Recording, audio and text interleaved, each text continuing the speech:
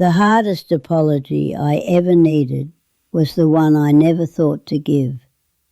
I'm Thomas Hale. I'm 81 years old, and it took me most of my life to see that the one person I carried the longest grudge against was myself. I didn't understand that for a very long time, and that misunderstanding shaped nearly everything that came after. I grew up in a house where doing your duty mattered more than talking about how you felt, and I learned early how to be useful and quiet at the same time. My father worked until his hands were always cracked. My mother held the family together without asking for thanks, and I watched them both push through disappointment like it was just another chore. I did well enough in school, got a steady job right out of high school, married young, and tried to build a life that looked solid from the outside. I thought if I kept moving forward and didn't make trouble, things would sort themselves out. They mostly did, at least on paper. I raised 2 children, paid the mortgage, showed up when I was supposed to. People described me as reliable, and I took that as a compliment, even though part of me always felt like I was living slightly to the side of my own life. There were choices I didn't make because they felt risky, words I didn't say because they might upset someone, and dreams I quietly packed away because they didn't seem practical. Each time I did that, I told myself I was being mature, that this was what grown men did. There was a moment in my 40s when I almost changed course. I had an opportunity to move to another state for work, a job that would have challenged me and paid less at first, but promised more in the long run. My wife at the time was hesitant, the kids were settled, and the safe thing was to stay. I remember sitting at the kitchen table late at night, paperwork spread out, feeling something tighten in my chest. I stayed. It was the sensible decision, and everyone agreed it was the right one. I nodded along, but somewhere inside, something went quiet. Over the years, that quiet turned into a low, constant hum of irritation that I couldn't quite place. When things went wrong, I blamed circumstances, bad timing, other people. When things went right, I felt relief more than joy. I told myself I was content, but I had a short temper with myself and not much patience for my own mistakes. I could forgive others easily enough.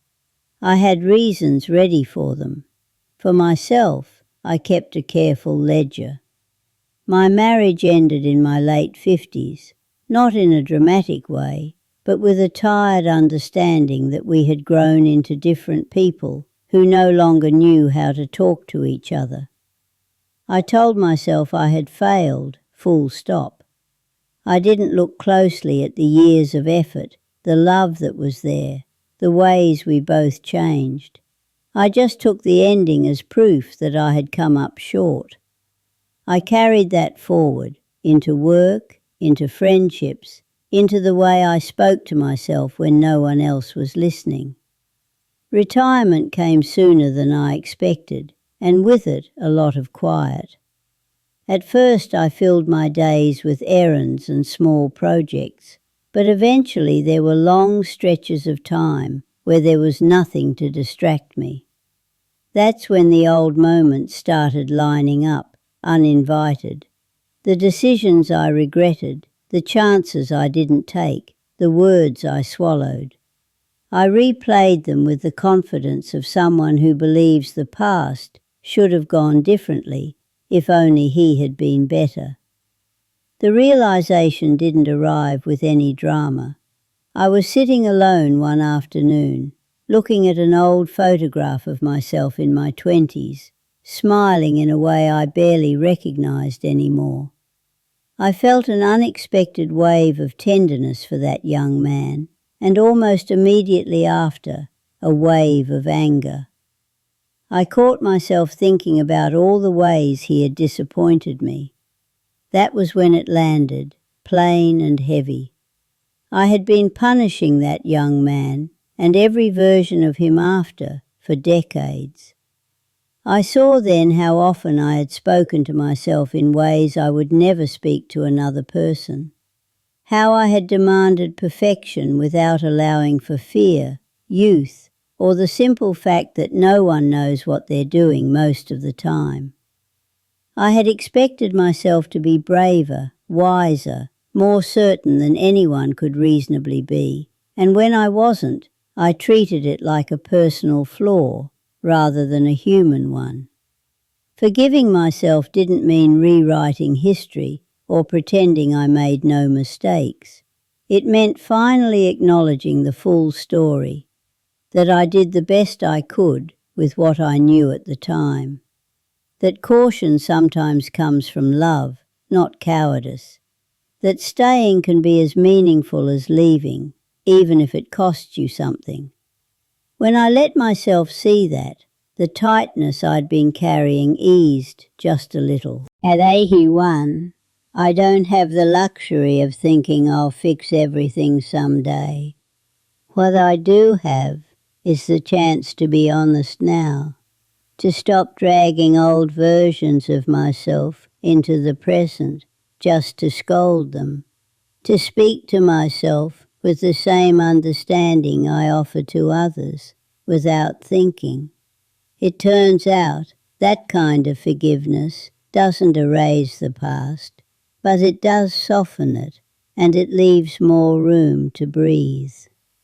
If you're listening to this, and there's a voice in your head that keeps score the way mine did, I want you to know it's not too late to change the tone of that conversation.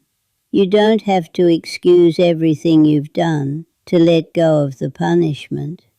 Sometimes the bravest thing is to look at yourself, really look, and say you were human, and that was enough to deserve a little kindness.